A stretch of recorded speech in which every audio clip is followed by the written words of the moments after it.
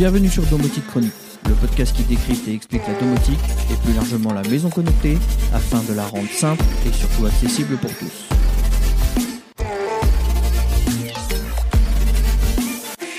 Les amis, bonjour et bienvenue dans ce nouvel épisode de notre podcast Domotique Chronique. Comme chaque épisode, je vous propose de revenir aujourd'hui sur un aspect bien particulier de ce monde merveilleux qu'est la domotique. Aujourd'hui, nous découvrirons comment elle peut contribuer à réaliser des économies d'énergie significatives dans le but de mieux consommer, mais surtout de réduire la facture d'énergie qui ne cesse d'augmenter chaque mois.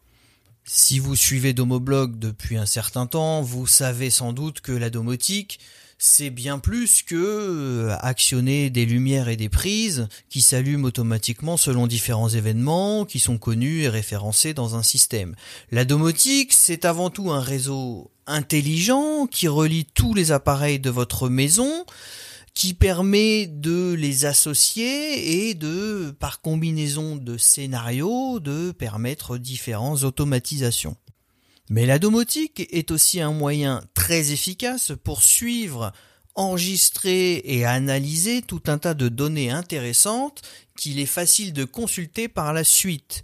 Typiquement, la consommation d'énergie est une de ces données qu'il est très intéressant de stocker dans un système domotique pour pouvoir y revenir a posteriori et l'analyser plus finement. D'une part, mais aussi pouvoir en comprendre les différents rouages et mener des plans d'action efficaces au quotidien. Bien sûr, toute la puissance de la domotique va nous permettre d'automatiser des actions postérieures à cette analyse afin de nous faire gagner en confort, mais également de nous faire gagner sur notre budget de dépenses énergétiques mensuelles. C'est là que la domotique, grâce à ses différents protocoles, mais aussi la pléthore de périphériques compatible, va nous permettre de faire une analyse fine et précise de la consommation, alors d'un appareil, d'un groupe d'appareils ou carrément du logement entièrement, en allant piocher la valeur au plus proche de ce que vous pouvez avoir sur votre facture, c'est-à-dire en allant prendre la donnée directement dans le compteur. Ce qui fait que avec ce type de relevé, vous avez exactement la même donnée que celle que votre fournisseur a et sur laquelle il s'appuie pour vous facturer. Parlons donc de ce premier relevé global pour le foyer qui est probablement le moyen le plus intéressant pour analyser sa consommation.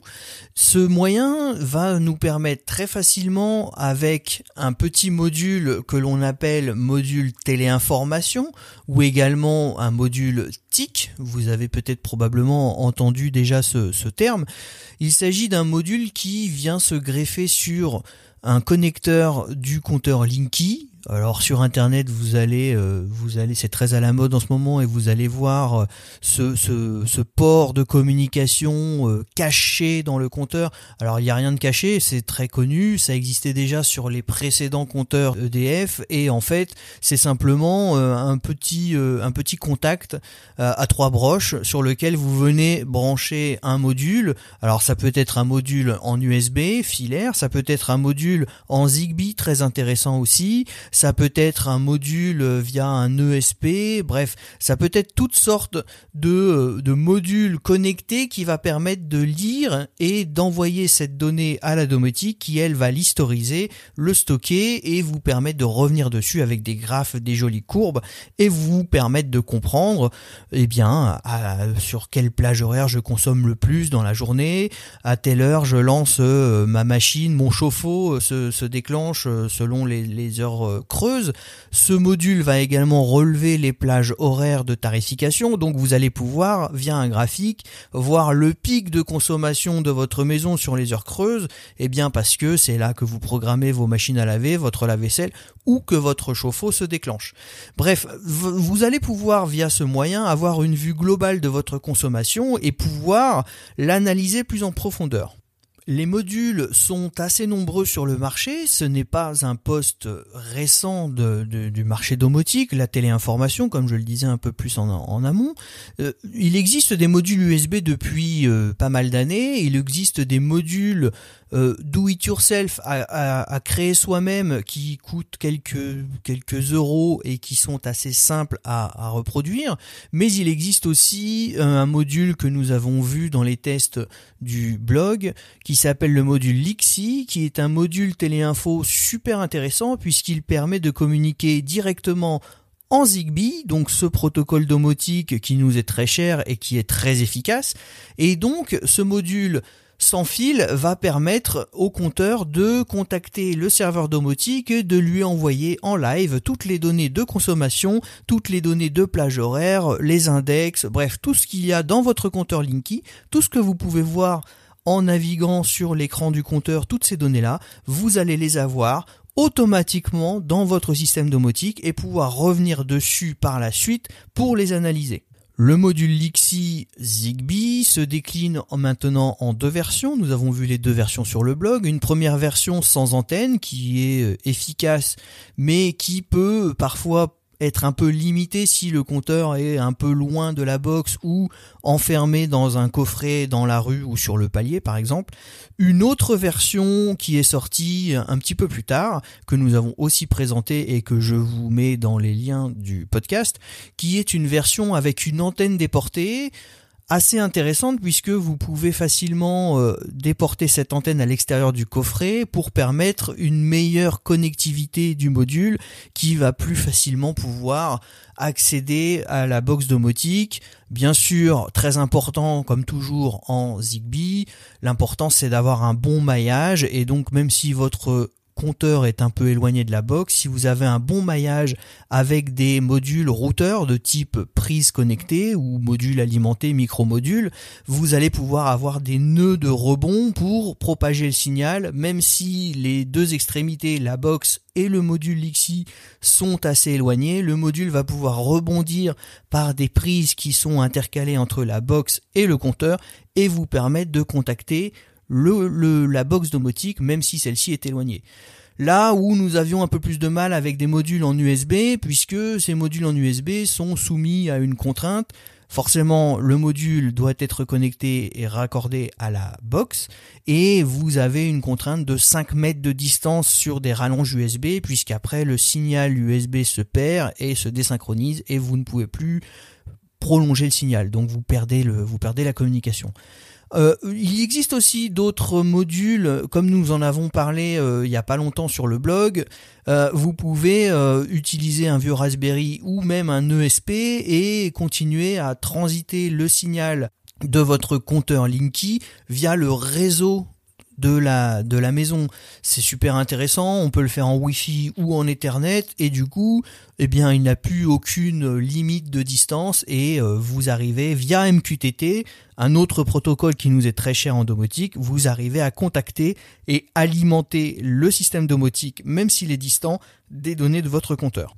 Concernant cette téléinfo, j'ai plusieurs articles sur le blog, donc je vous mets tout ça en référence, vous allez avoir la lecture nécessaire pour comprendre, je vous mets aussi les tests du LIXI, vous allez pouvoir voir plus en détail en quoi consiste le LIXI, comment il s'installe super simplement juste en venant enlever le capot jaune du compteur Linky et venir en ficher le module LIXI sur la partie connecteur en bas à droite du compteur. Vous allez voir, c'est super simple, je vous mets tout ça en documentation du podcast et n'hésitez pas à aller lire pour en savoir plus.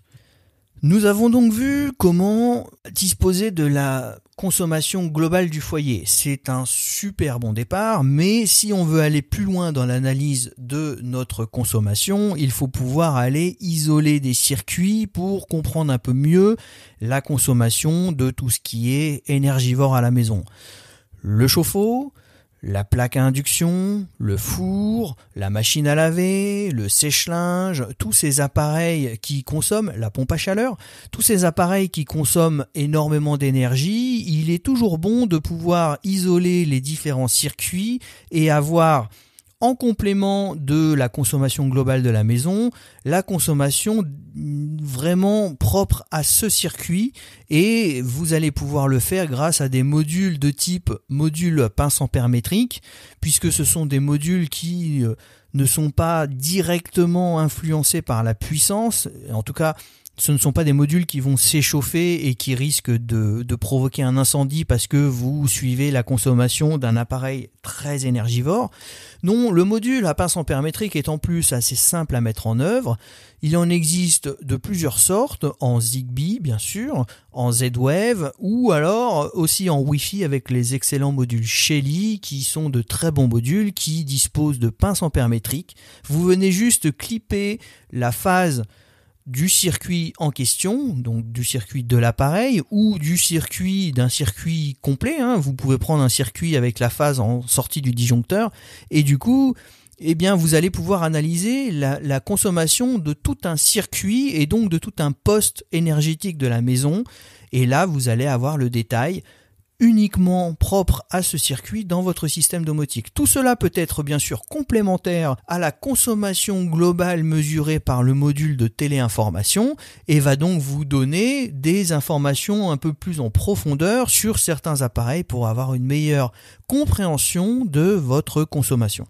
Là encore, nous avons testé le module Shelly ou alors encore le compteur O1 qui est super intéressant puisqu'il s'agit d'un module qui fonctionne en Zigbee encore une fois et qui permet d'avoir 3 pinces. C'est-à-dire qu'avec un seul et même module, vous allez pouvoir isoler et suivre 3 circuits électriques ou 3 appareils différents. Donc c'est toujours super intéressant. Le module coûte à peu près un prix équivalent au module Shelly et vous allez pouvoir suivre 3 appareils ou 3 circuits. Le module Shelly, lui, est en Wi-Fi, mais peut aussi, l'avantage des modules Shelly, c'est qu'il communique aussi en MQTT si on veut. On peut facilement alimenter un broker MQTT en allant modifier les paramètres du module. Ce module à prix à peu près équivalent dispose de 2 pinces ampère métrique ou d'une pour un prix encore inférieur. C'est un module de type mini relais, donc qui est plus facile à encastrer dans un tableau. Le module O1 est un module déporté, mais qui est du coup peut-être lui aussi plus simple à intégrer dans un local technique puisque on peut le fixer au mur et il n'y a pas besoin de le mettre dans une boîte de dérivation ou autre. Là encore, nous avons testé ces modules au Domolab, nous les utilisons au quotidien, nous avons plein de cas d'usage et je vous mets tout ça en complément dans la lecture de ces notes de podcast.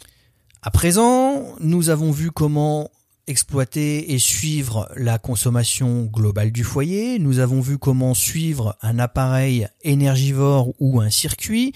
Et il existe une autre variante tout aussi intéressante, c'est de pouvoir isoler un autre appareil de type électroménager qui ne soit pas trop énergivore et pour lequel on peut utiliser une prise connectée avec suivi de consommation. Ces prises sont maintenant très répandues, elles sont en nombre, on en trouve selon divers protocoles, on en trouve en Wi-Fi. Alors attention en Wi-Fi pour pouvoir disposer des données dans la domotique, évitez le Wi-Fi TUIA, optez plus pour un Wi-Fi de type Meros qui est beaucoup plus intégrable et qui permet de remonter la donnée de consommation dans le système domotique, ce que ne permet pas nativement TUIA. Il existe bien des workarounds pour y parvenir, mais c'est un peu plus complexe. Par défaut, TUIA dans JDOM ou Home Assistant ne permet de ne gérer que l'activation ou la désactivation de la prise, la fonctionnalité on-off, mais ne remonte pas la donnée de consommation. Avec une prise Meros, c'est beaucoup plus simple et vous avez, en plus de pouvoir piloter l'appareil, piloter la prise en tout cas, vous avez cette notion de remontée de consommation instantanée et donc vous pouvez suivre et évaluer la consommation d'un appareil directement dans le système domotique avec une prise Wi-Fi et donc avec un tarif très intéressant. On parle de tarifs très intéressants quand on parle de périphériques Wi-Fi, c'est vrai, mais si on regarde un peu plus près, le marché a bien évolué et les prises qui fonctionnent en Zigbee ne sont guère plus chères, voire à tarif équivalent, Et bien sûr, on est sur un protocole Zigbee, donc un protocole domotique natif, c'est toujours plus intéressant. Et en plus, comme je vous le disais juste avant avec le Lixi, ce type de prises étant alimentées par le secteur, viennent contribuer à un maillage, à une densification du maillage Zigbee et donc à la performance de votre réseau Zigbee. Donc c'est gagnant-gagnant. En plus, vous avez vraiment une prise, un module qui va dialoguer sur le protocole de votre domotique et pas via le Wi-Fi pour s'intercaler après avec votre domotique. C'est toujours très intéressant. On en trouve là encore de différentes marques, les prises Nous, comme nous avons déjà vu sur le blog. On a vu aussi d'autres marques sur le blog. Je vous mets tout ça en documentation. Ces prises sont dans des tarifs entre 10 et 15 euros.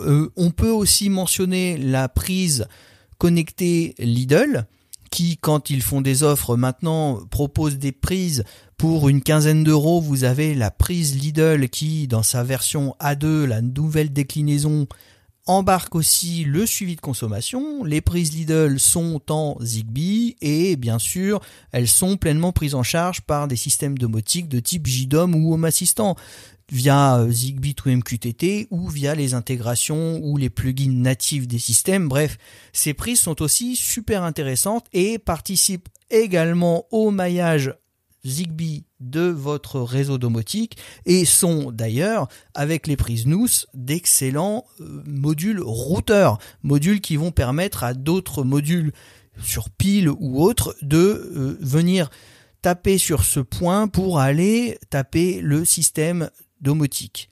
Donc très intéressant ces modules et bien sûr dans notre démarche d'analyse de consommation, ce sont des modules qui vont vous permettre de, vous en mettez un sur la machine à laver, vous en mettez un sur la télé, vous en mettez un sur l'ordinateur. Vous allez d'une part pouvoir suivre les courbes de consommation, analyser et vous rendre compte de combien votre téléviseur consomme, combien votre réfrigérateur consomme, combien votre machine à laver consomme, combien votre ordinateur consomme et peut-être même y découvrir que votre ordinateur consomme, vous pensez qu'il est en veille la nuit, vous le laissez en veille, on est beaucoup à le faire et vous allez vous rendre compte que finalement de temps en temps il se réveille la nuit, il consomme sans que vous l'utilisiez parce qu'il se réveille pour faire des mises à jour ou autre, tout simplement parce qu'il est alimenté sur le secteur.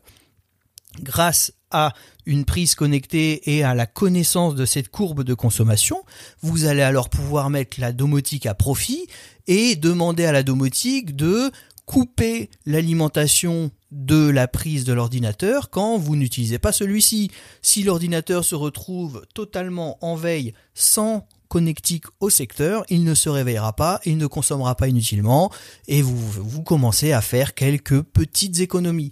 Il en va de même pour la télé qui peut se mettre en veille, vous demandez à la prise via votre assistant connecté, via un scénario domotique, via une télécommande ou que sais-je, tout est possible avec la domotique, vous lui demandez de couper l'alimentation de la télé quand vous ne la regardez pas et vous faites aussi quelques économies.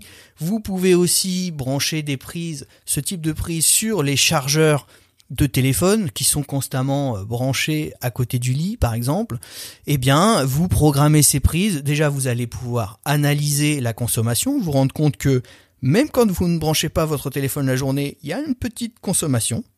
Là encore, après avoir fait cette analyse et avoir fait cette petite découverte de consommation perdue inutilement, vous allez pouvoir utiliser la domotique qui va, avec une scénarisation très simple mais basée sur l'heure. Par exemple, chez moi, je désactive les prises des chargeurs qui sont sur les chevets à 7h30 tous les matins et je les réactive le soir. On peut aller encore plus loin, c'est que on peut analyser la courbe de charge et on imagine que un téléphone, une fois qu'il est chargé, va demander beaucoup moins d'énergie que quand il est en charge. On peut analyser cette courbe, la comprendre et quand on a trouvé le seuil qui représente un téléphone chargé, on peut couper cette prise. On peut imaginer plusieurs usages différents grâce à la domotique après avoir analysé les courbes de consommation, mais il faut déjà dans un premier temps avoir connaissance de toutes ces courbes pour pouvoir prendre les mesures qui sont efficaces derrière et qui vont nous permettre de faire des économies. Nous avons donc dressé un petit peu l'étendue des périphériques qui vont nous permettre d'analyser la consommation. Vous l'aurez compris, on peut résumer cela en 3 catégories. La prise qui va permettre de suivre et d'analyser tout ce qui est petit appareil et qui n'est pas trop consommateur.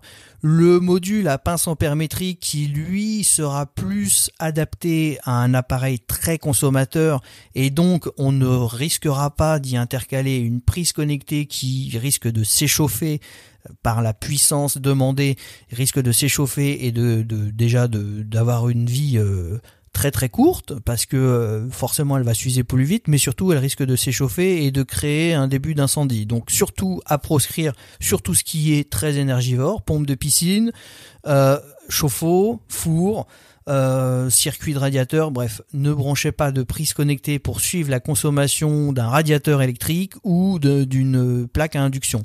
S'il vous plaît, utilisez des modules à pince ampère-métrique sur la phase de ce circuit ou de cet appareil. Vous n'aurez aucun risque et vous pourrez toujours enregistrer la consommation de votre appareil pour pouvoir l'analyser dans la domotique par la suite. Enfin, nous avons le module téléinformation qui, une fois connecté au compteur, nous donne un aperçu global de la consommation du foyer, nous permet également de l'estimer puisque ce sont exactement les mêmes données que celles qui vous sont facturées chaque mois. Il faudra bien sûr penser à y ajouter le forfait de votre opérateur, mais vous aurez une tendance et au jour le jour, vous savez combien vous consommez parce qu'il est aussi possible dans le système domotique d'ajouter votre tarification, le prix du kilowattheure que vous soyez en heure creuse ou en heure pleine et le système va calculer tout ça puisqu'il connaît les plages d'heures creuses et d'heures pleines, il est capable d'estimer votre consommation à l'instant T, au jour le jour, à la semaine, au mois, que sais-je, grâce à toutes ces informations. Donc c'est super intéressant et c'est là où il va falloir faire le choix d'un système domotique efficace qui va nous permettre d'avoir une lecture simplifiée de toutes ces données. Il existe beaucoup de solutions domotiques sur le marché aujourd'hui. Nous en avons vu plusieurs sur le blog. Nous avons certaines préférences, bien entendu, mais on peut citer Idomus qui permet, via une interface assez simplifiée, de monter un suivi avec un dashboard assez complet. On peut aussi mentionner JDOM qui va nous permettre via son plugin d'énergie qui va nous permettre de suivre et d'enregistrer avec des courbes et d'avoir un retour fin pour analyser toute sa consommation.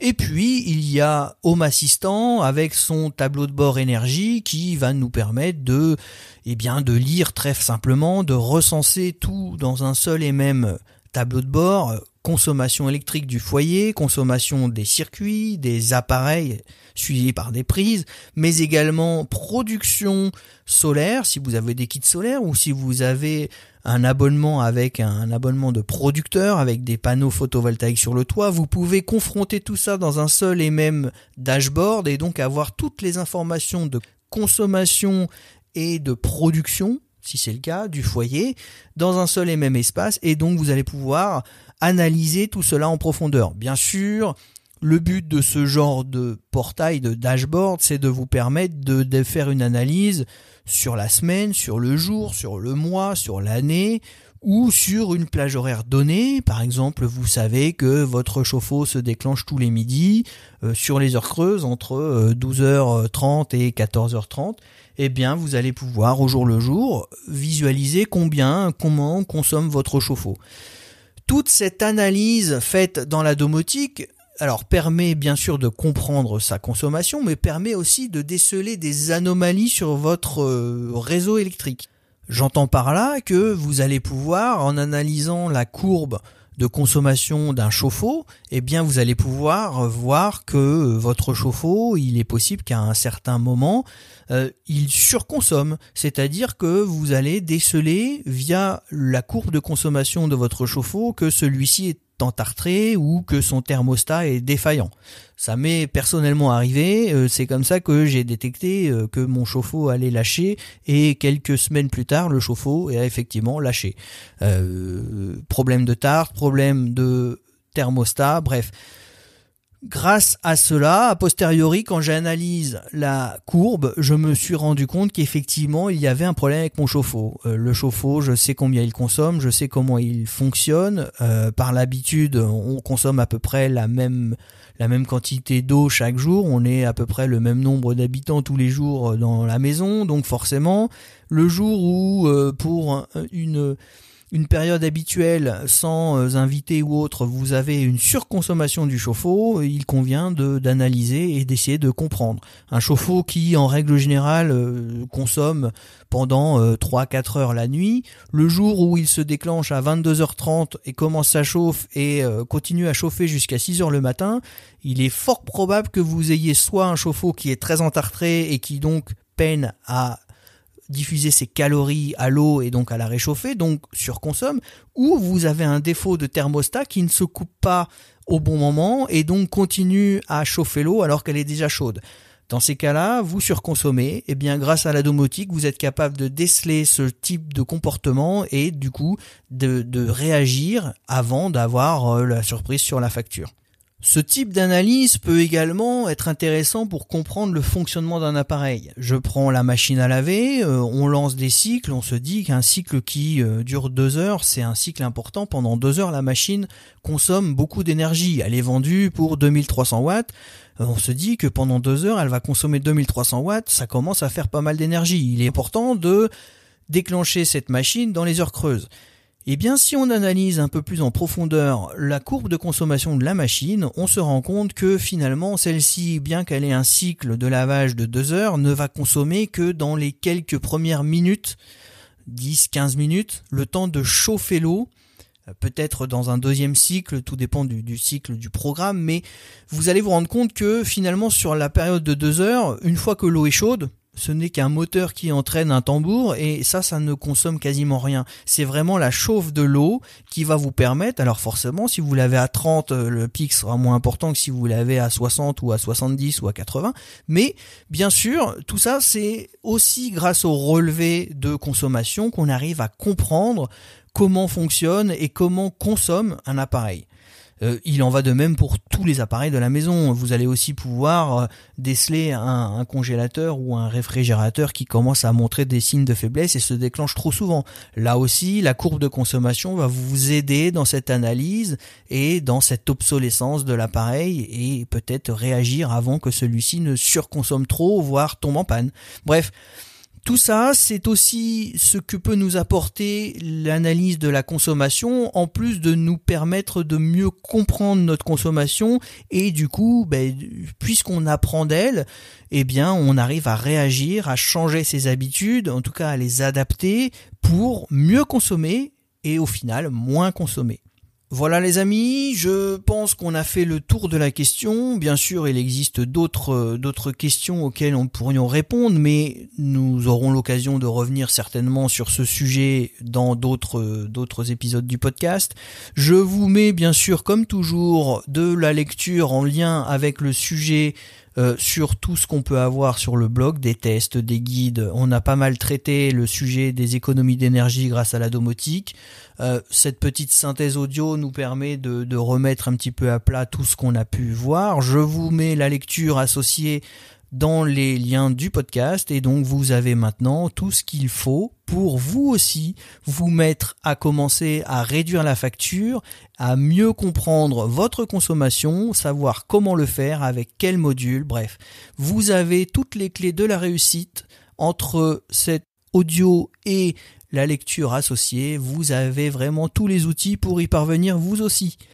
Merci les amis, je vous dis à bientôt dans un prochain épisode. N'hésitez pas à revenir sur les commentaires ou à revenir dans le formulaire de contact du blog si vous avez envie de voir un sujet en particulier traité dans le podcast. Ce sera avec plaisir, vous avez déjà été nombreux à me demander des sujets, celui-ci en faisait partie d'ailleurs.